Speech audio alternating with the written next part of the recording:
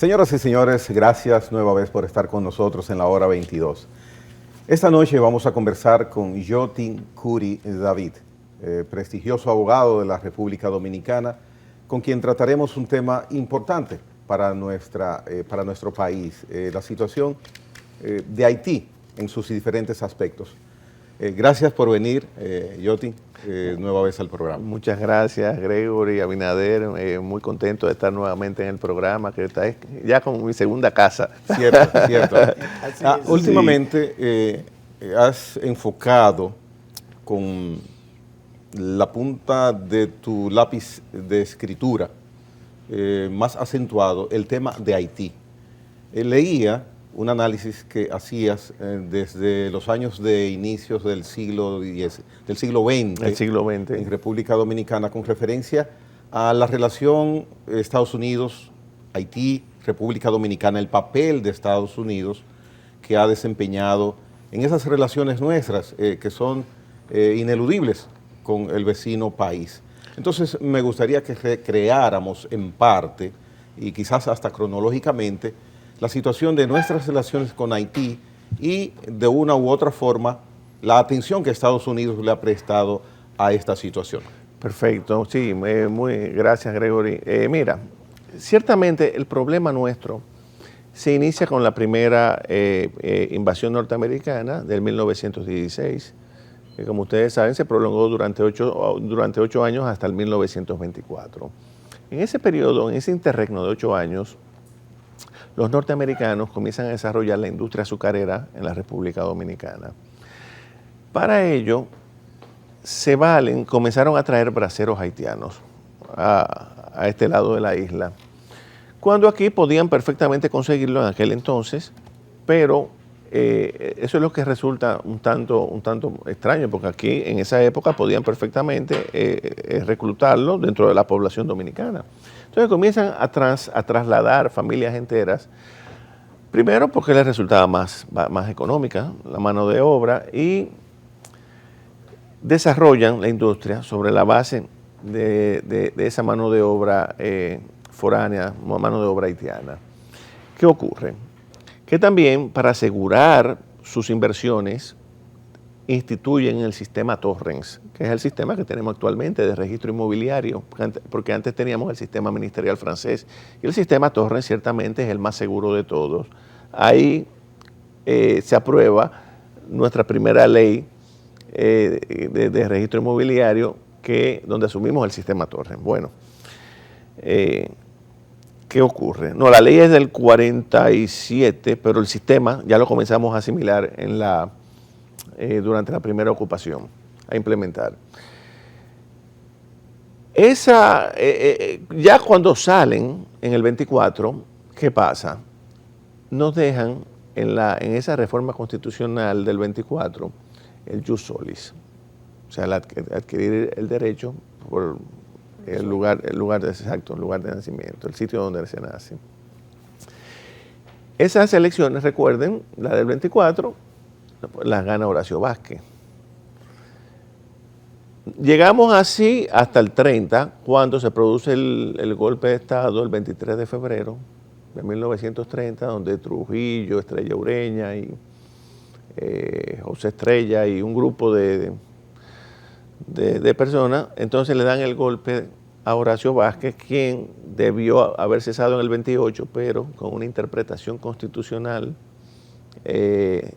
aduciendo que había sido electo bajo la Constitución del 8 y no la del 24, que era 6 años de gobierno, se prolongó 2 años más y luego pretendió reelegirse. Vino el golpe y ahí caemos en la dictadura de 31 años, en la férrea dictadura trujillista.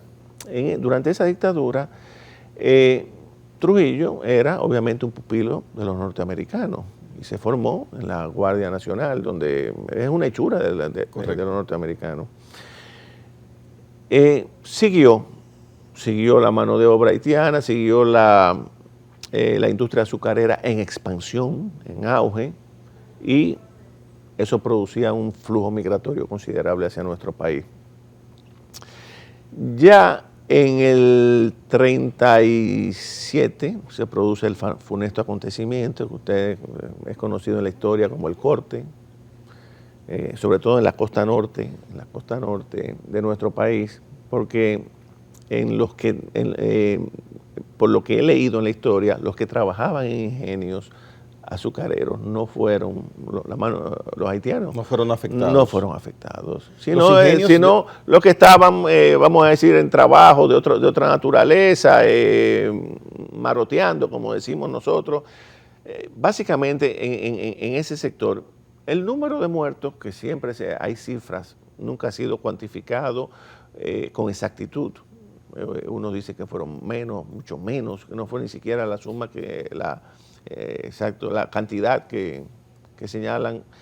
No ha habido pruebas de eso, en fin. Ciertamente, claro, hubo un acontecimiento, hubo desafortunado y hubo una matanza. Lo que nunca se ha cuantificado es la dimensión de eso. Bueno, en ese entonces los ingenios eran propiedad del Estado totalmente. No, seguían siendo propiedad de los norteamericanos, pero Trujillo comenzó a adquirir algunos de ellos, porque era propietario también, era propietario, pero se siguió empleando la mano de obra haitiana. O sea, estamos hablando, ¿verdad?, del inicio del problema. Luego, esos incidentes dieron lugar al acuerdo de Washington del 1938. Ahí vino la delimitación de la delimitación fronteriza, se modificaron los límites del Tratado de Aranjuez y Trujillo tuvo que acceder a 5 dificultades que presentó el gobierno haitiano, lo cual conllevó una pérdida considerable de nuestro territorio. Hubo claro, eso fue instigado también por la política exterior norteamericana. Ahí es que Trujillo le cede varios miles de kilómetros de tierra a los haitianos. Exactamente. San Miguel, Hincha, donde nació Pedro Santana, en fin, una considerable extensión, miles de kilómetros cuadrados, y se delimita la frontera. Claro, el problema migratorio ha seguido. ¿Qué se alegó para que nosotros perdiésemos esa considerable extensión de terreno? El uti possedetis, que es el derecho de posesión, porque habían grandes asentamientos o considerables asentamientos de extranjeros en nuestro territorio, y eso fue esgrimido por Haití para adquirir esos territorios, quedaran de aquel lado de la línea fronteriza, porque había ya grandes asentamientos. ¿Qué pasa? Que el problema ha continuado ya luego de la desaparición de Trujillo. El fenómeno ha continuado, sobre todo por el colapso del vecino país. Es un país inviable, donde no hay servicios, donde no se documenta sus nacionales. En fin, es un país con múltiples problemas que no vamos, ¿verdad?, a reiterar. Un país colapsado. ¿Y qué pasa? Que ese problema migratorio ha continuado hacia nuestro territorio. Y ya luego de la desaparición física de Trujillo, cuando entramos en el periodo de la democracia, que todavía, ¿verdad?, afortunadamente lo permanece hasta el día de hoy, se han producido algunos incidentes dignos de destacar. El caso de Balaguer, cuando se negó a admitir campos de refugiados en nuestro territorio. Eso le costó 2 años, por eso se produjeron las elecciones del 96. La década de los 90. Entonces. En la década del 90, cuando ya estaba el gobierno de Bill Esa Clinton. teoría siempre la has defendido, la has esgrimido y la has planteado, sí, que ese fue el motivo real de que los 2 años modificados, el recorte, fue el coste periodo que de tuvo Balaguer. que pagar Balaguer. Exactamente.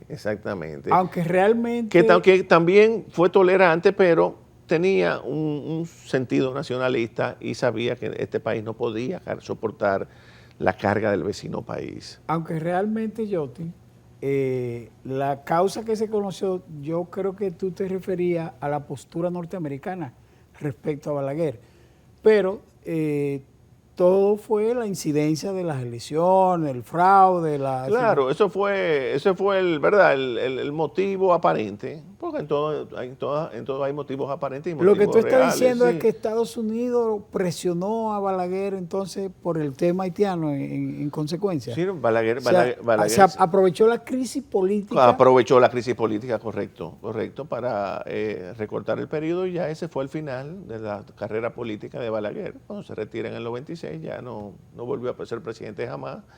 Ese fue su último periodo.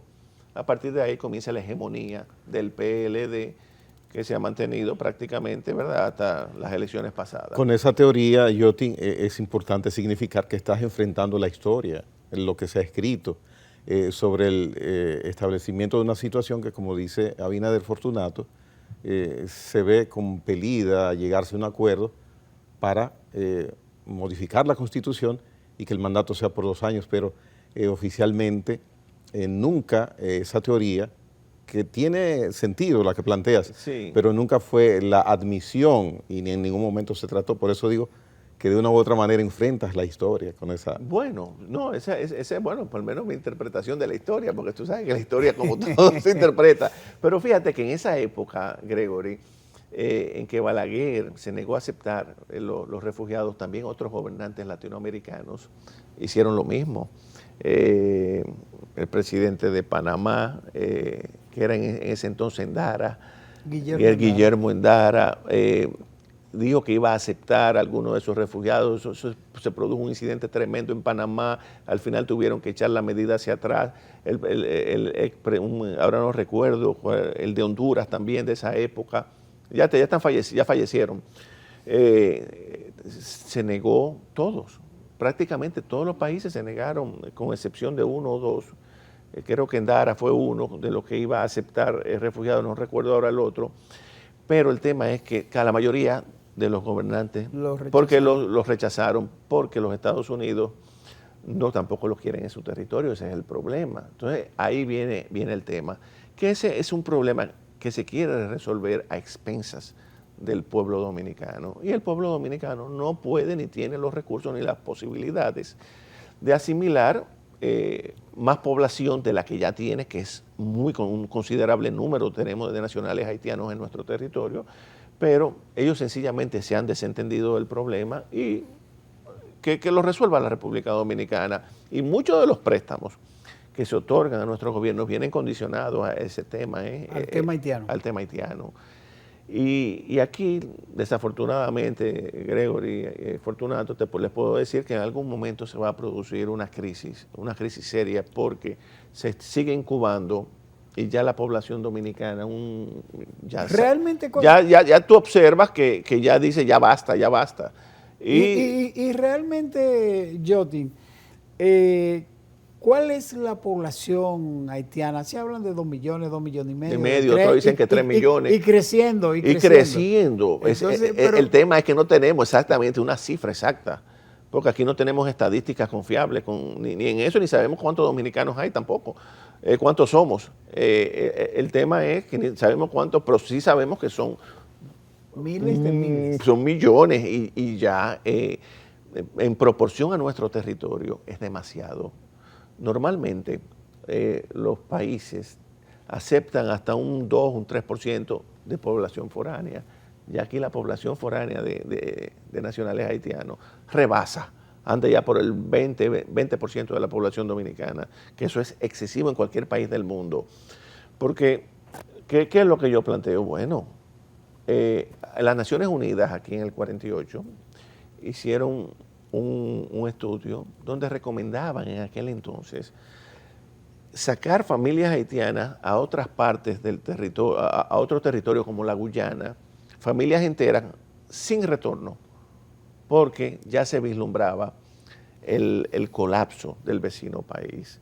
Ya Jefferson, el presidente Jefferson, fue uno de los primeros presidentes norteamericanos, dijo en aquel entonces, hay que confinar ese problema a la isla de Santo Domingo.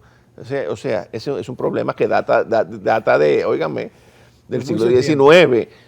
Estamos en el siglo XXI y ¿quién es que tiene la carga más pesada? La República Dominicana.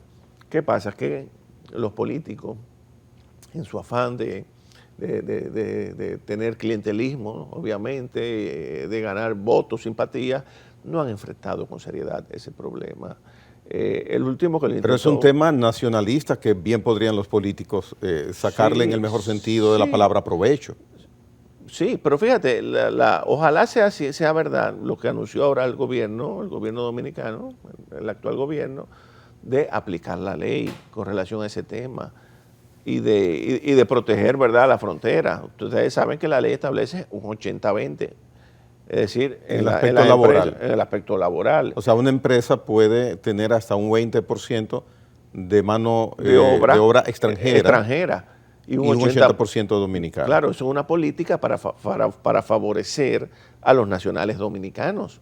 Y eso todos los países privilegian la mano de obra nativa. Es más, hay países, ¿quién fue que me dijo recientemente que México solamente emplean extranjeros en la medida en que no puedan emplear nacionales, sus propios nacionales, pero siempre se prefieren a un nacional, Primero México y después un México. mexicano, exacto, a un extranjero, no importa la nacionalidad que sea. Pero aquí no, aquí vemos que el sector de la construcción, el sector agrícola, el sector hotelero, ustedes van a la zona este y prácticamente son todos nacionales haitianos, es decir, hay una desnacionalización de la mano de obra dominicana. ¿Y qué han hecho los Estados Unidos? Favorecer, ser generosos en la concesión de visas y de residencia a los dominicanos a fin de que se produzca una sustitución de población, que es lo que ha venido ocurriendo. ¿Qué hacen los dominicanos? Se van a Nueva York, donde tenemos allá, ¿verdad?, unos 2, 3 millones de dominicanos, no sé cuántos son, y a la vez ese vacío que van dejando lo van llenando los nacionales haitianos en el aspecto laboral y en múltiples áreas de nuestra economía. Y ese suministro, ese otorgamiento de visas de residencia a dominicanos que menciona, no es una cuota normal que como país ellos tienen asignada a nosotros. No. Sí, yo he leído varios artículos muy interesantes que se han publicado, Gregory, en la prensa, de que hay, claro, una cuota para cada país, pero en el caso de la República Dominicana esa cuota es mayor,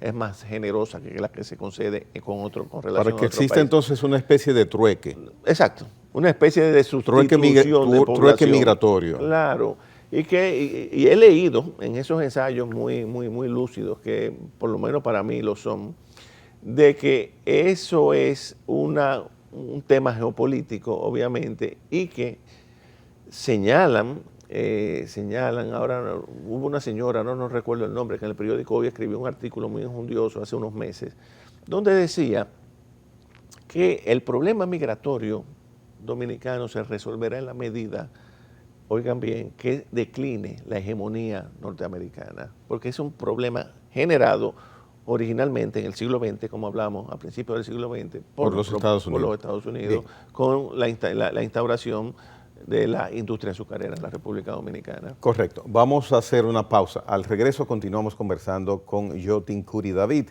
sobre Haití, sobre la relación de ambos países, nosotros y ellos. Venimos en breve.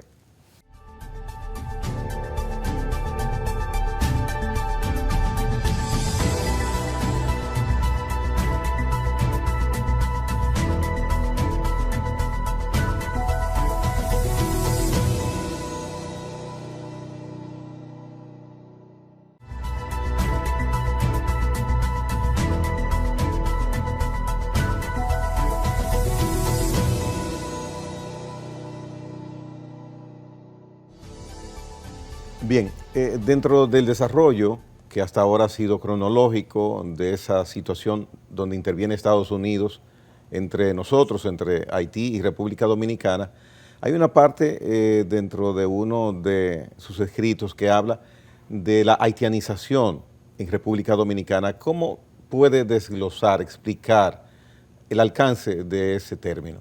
Mira, yo estimo, así a ojo de buen cubero, como dicen, que la mitad de nuestra población ya es tiene de origen haitiano. O sea, fíjate, ha sido tan... No es muy alto Para ese mí, número.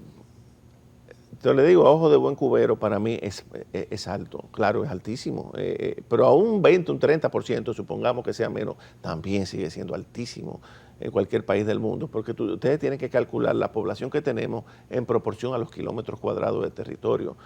Entonces nosotros tenemos ya una población bastante considerable para el territorio que tenemos.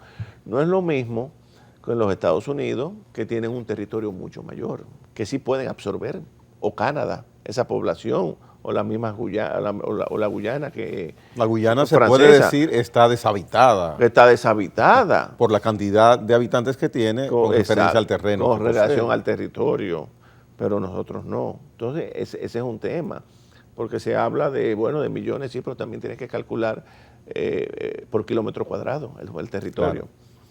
Pero con relación a eso, Gregory, te quería decir que fíjate el problema que se suscita cuando Trujillo cede en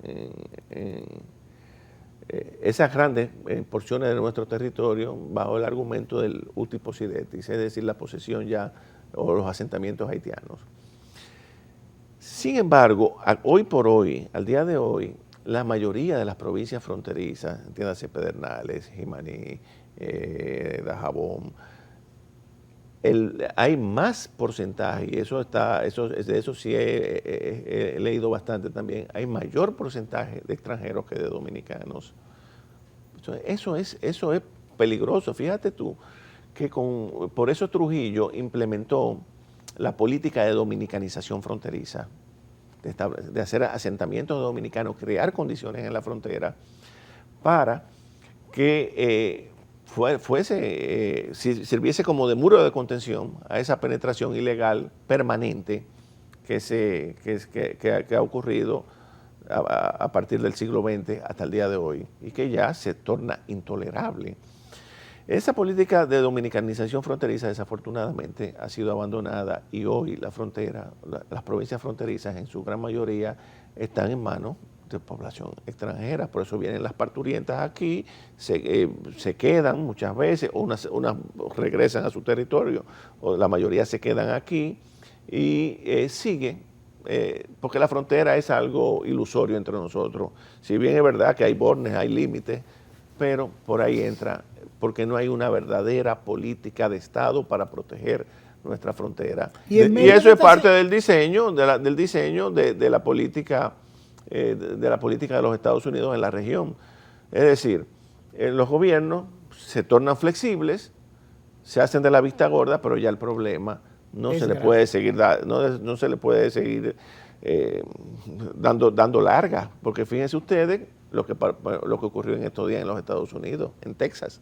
Ustedes vieron cómo con látigos, algo realmente inhumano, estaban como estos vaqueros del oeste arreando a pobres ciudadanos, a seres humanos. Claro, entonces yo escribí un artículo, los Estados Unidos sí pueden deportar, pero la República Dominicana no. Fíjense ustedes qué hipocresía. Sí. Discúlpame, Yotin, en medio de estas circunstancias, con el discurso que ofreció el presidente de la República, Luis Abinader, frente a todo el concierto de naciones, valga la redundancia, en Naciones Unidas, ¿tú crees que el gobierno debería retomar la dominicanización de la frontera? Pero claro que sí, hace tiempo debió haberlo hecho y establecer límites. Con un ejército que no se quiebre, porque una parte del gran problema, Yotin, es que el ejército dominicano de la República Dominicana en las últimas décadas se quebró con el tema de la migración a cambio de dinero. Muchos minerales se ha corrompido, ¿cierto? Ahí en esa zona. Así es, totalmente de acuerdo. Y ese es parte del problema. Y yo tengo amigos militares que me han dicho a mí en privado que también cuando ellos quieren poner freno, reciben órdenes desde luego de políticos, ¿verdad? De alto rango. Flexibilicen. Le mandan a decir flexibilicen, o sea, cójanlo suave. Sí, pero cuando ellos no quieren, no pasa una aguja. Correcto. Por ese cordón fronterizo. Correcto. Es un tema que viene, exacto, es una cadena. Sin embargo, totalmente de acuerdo contigo. En la práctica, con el incentivo que se establece por ley a la industria, a las grandes empresas, se logra lo contrario. Porque, Fíjate, por ejemplo, eso es bueno. Hay bueno, o sea, esa ley que le da exenciones fiscales a las empresas que se instalen en la frontera. Eso es una buena política para crear mano de obra en la región. Es decir, primero para que los dominicanos no emigren hacia acá y y además de los dominicanos, los haitianos también. por es que, por ejemplo, yo miraba la estadística que uno de los propietarios de unas de esas zonas francas, puede llamársele, indicaba, tenemos 20,000 empleados haitianos, 5,000 empleados dominicanos.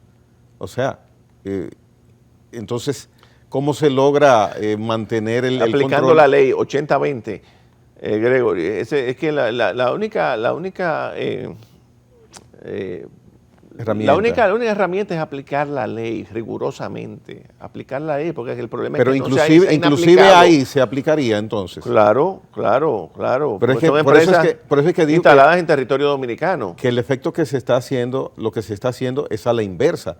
Hay una predominación de mano de obra haitiana en esas violando la ley, empresas. claro. Es violando la ley. Claro, porque si las empresas están en territorio dominicano, tiene que ser 80. Ahora, si están en territorio haitiano, ya se aplicaría que también deberían hacerse inversiones de aquel lado, porque eso es lo ideal. Pero ahí ya no depende de la República Dominicana, sino de la comunidad internacional, que se ha hecho de la vista gorda, obviamente, porque es más fácil echarle el problema a la República Dominicana. Entonces no hay un criterio tan definido y claro, porque el dueño de la zona franca lo expresa, que él está haciendo un favor no un favor a la patria, sino que está haciendo algo a favor de nosotros, por esa proporción de empleados de allá que tiene y los dominicanos que estamos quizás un quinto de los que ellos son. No, porque es que esa ley en el aspecto laboral se viola de manera olímpica en todo el territorio nacional. Fíjate que esa ley de incentivo fronterizo, que es una buena ley, por ejemplo, está Cola Real, una empresa que está en la frontera, Megaplax, hay algunas empresas que están en esa área de Santiago Rodríguez. El grupo Clase y eso. Exactamente. Zona franca. Sí, es bajo esos incentivos, y sobre eso, Gregory, te iba a señalar que son tan mezquinos los empresarios dominicanos que, estando yo en el tribunal, se recibió un recurso de inconstitucionalidad contra esa ley que crea los incentivos fronterizos, porque supuestamente le da mayores ventajas a los que se instalan en las fronteras que a los que no se instalan en la frontera. Entonces, ese fue un tema que se debatió en el pleno del tribunal, porque un grupo de empresarios la impugnó, porque creaba favoritismo, ventaja, ¿verdad?, a los que se instalaban, a las empresas que se instalaban. Y yo decía, y digo, pero venga acá, si usted se queja, pues sencillamente vaya y acójase a esos beneficios, instálese allá. Y el tribunal falló, rechazando obviamente esa impugnación que se hacía a la ley que genera, ¿verdad?, esos incentivos en la frontera. Ya vencían. Fíjense usted hasta dónde llega la mezquindad de los empresarios dominicanos, que esa ley fue objeto de una impugnación. Y yo recuerdo cuando eso se debatió, afortunadamente el tribunal falló conforme, ¿verdad? Yo quería preguntarte, ¿qué opinión tienes tú del discurso del presidente en Naciones Unidas, muy vinculado a la situación de inestabilidad interna de Haití, donde prácticamente no hay gobierno, prácticamente no hay, desde el punto de vista de que las bandas armadas, criminales, son los que deciden la vida y la política y la economía de ese país? Así es, ciertamente. No, mira, el discurso fue muy atinado, fue muy bueno. O sea, sería mezquino negar eso y las medidas que se han anunciado también. Ahora, el tema está en que haya una correspondencia entre lo que se dice y lo que se hace. Porque a mí me enseñó una vez un político que ustedes recuerdan, muy querido, que era el doctor Mario Ritbitini. Me dijo una vez, me dijo, Yoti, nunca te lleves de lo que te digan, sino de lo que hacen. Y aquí me acuerdo mucho de él.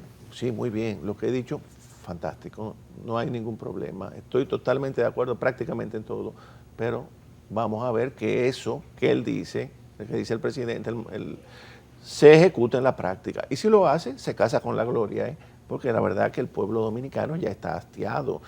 Ya el límite de tolerancia se torna, ¿tú me entiendes? Llega un momento en que ya basta y se podrían generar episodios de violencia, que es lo que no se quiere. ¿Puede suceder eso? Y de ingobernabilidad en nuestro país.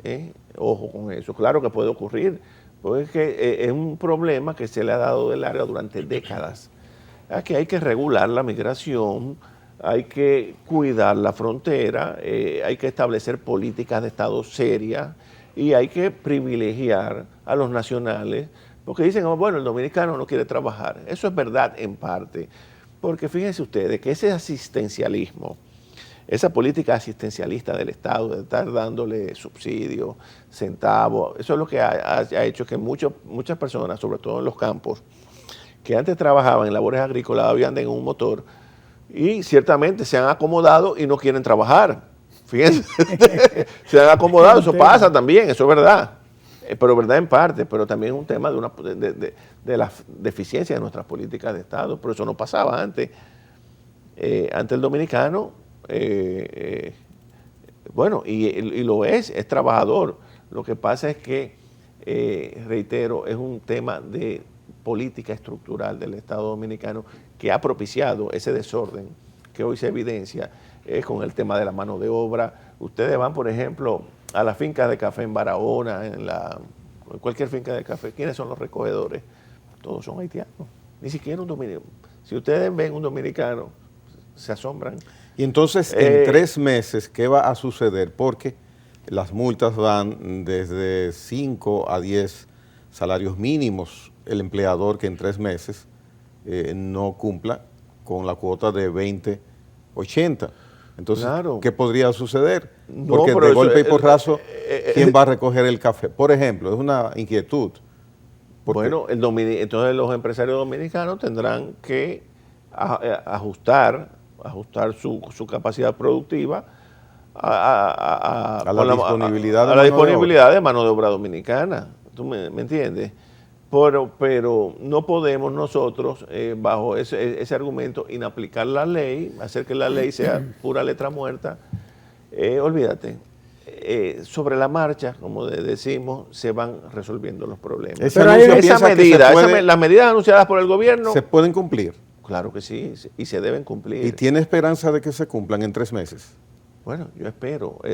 Por eso decía ahorita, el discurso, magnífico, el que pronunció en las Naciones Unidas, magnífico.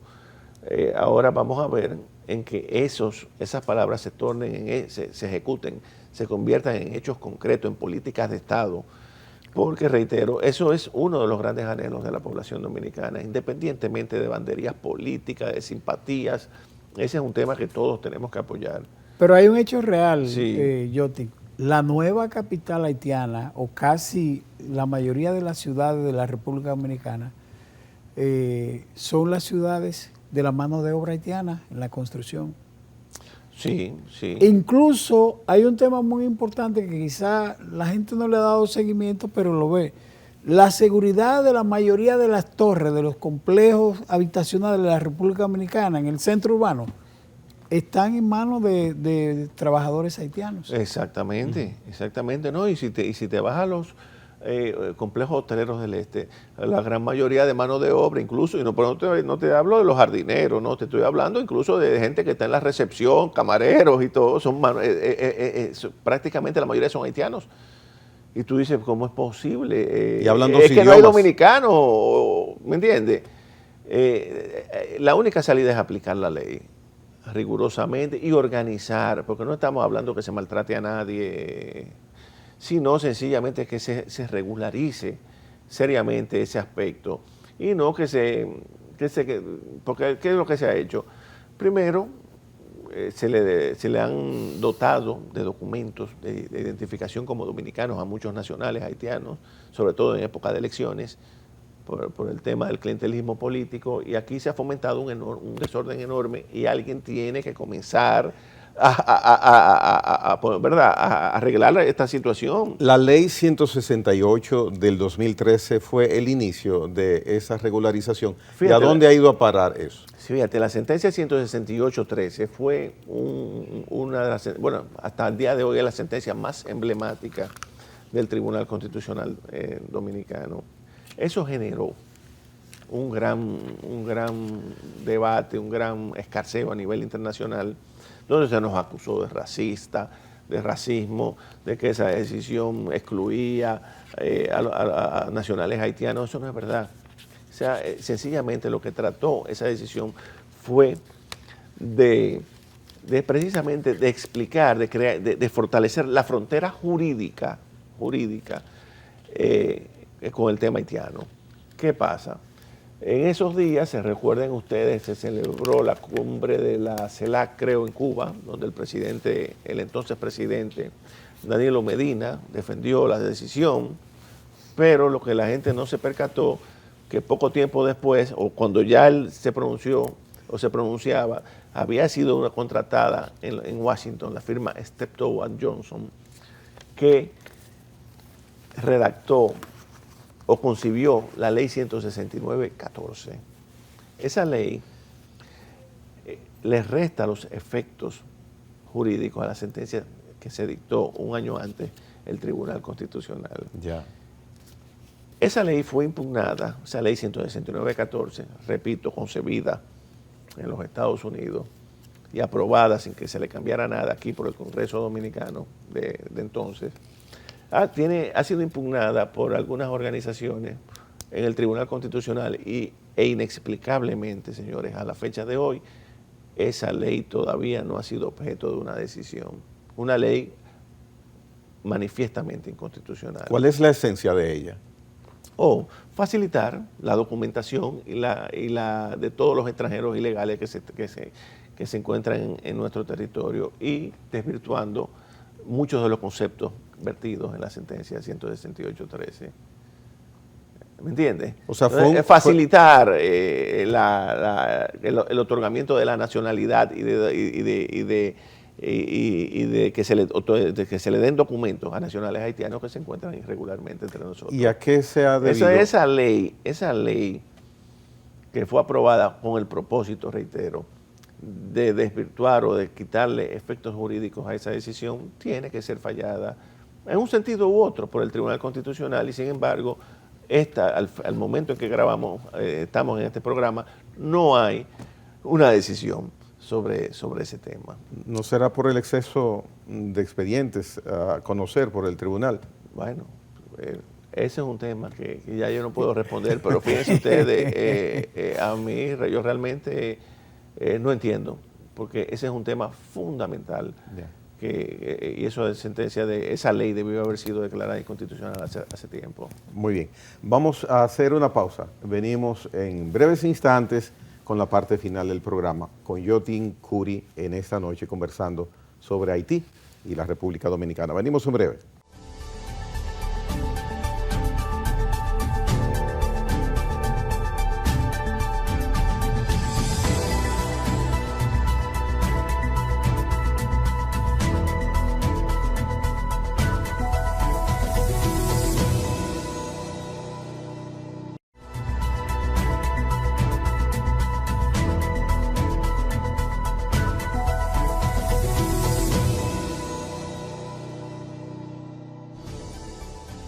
Bien, dentro del contexto de todas las medidas que distintos gobiernos en la República Dominicana han tomado para de una u otra forma regularizar, controlar la migración del vecino país de Haití a República Dominicana, estas medidas que se han tomado en la semana, que se han anunciado por parte del ministro de Interior y Policía, ¿qué nivel de trascendencia o de importancia o de alcance le da dentro de medidas que son pertinentes tomar para buscar llegar a un control de esta situación migratoria?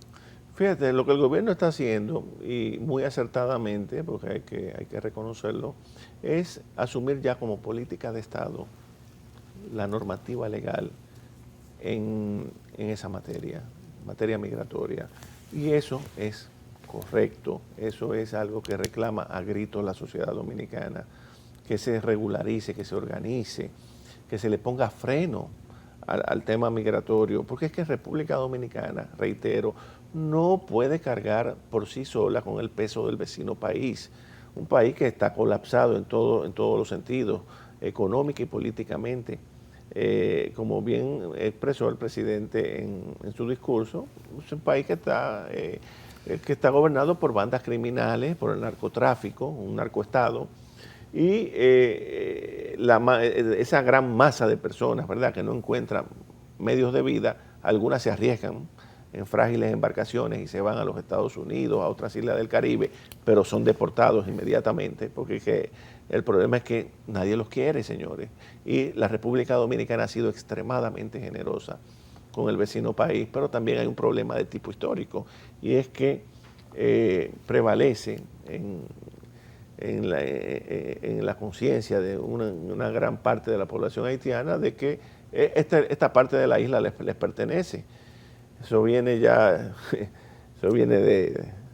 ¿verdad? Eso persiste allá. Sí, fíjense. ¿Y en qué sectores? ¿A qué nivel? La ingratitud mostrada con el gobierno dominicano cuando se le llevaron las vacunas o sea, hay un sentimiento de animadversión Y eso, hacia el pueblo dominicano del vecino país. Es una realidad. Eso no es un mito. No podemos estar con esa hipocresía de nuestros hermanos. No, ellos no nos visualizan así, Gregory. Pero eso nosotros hemos sido generosos, sí, extremadamente, pero fíjate que el gobierno trata de ayudarlo. Ese es el último episodio, pero eso ha pasado anteriormente en varias ocasiones. Y aceptan todas las ayudas menos la del pueblo dominicano, que es el que más los ha ayudado. Fíjense ustedes, o sea, es un problema serio, por eso es que digo. Y con el tema comercial con más frecuencia. Con más frecuencia, exactamente. Exactamente, así mismo, Abinader. O sea, es un problema que hay, pero no nosotros con ellos. Entonces se nos acusa a nosotros de racistas. Y los Estados Unidos que acaban ahora de escenificar ese episodio bochornoso de esos vaqueros con látigos en las manos. Entonces ellos no son racistas, pero la República Dominicana sí. Cuando toma una leve medida, porque el tema, señores, es que Canadá, Francia, los Estados Unidos no quieren asimilar, y la comunidad internacional. Es más, me dijo alguien, un amigo, un político muy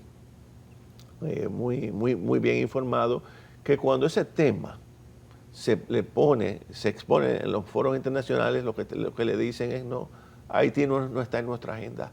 Así de simple le dicen. En nuestra agenda está Siria.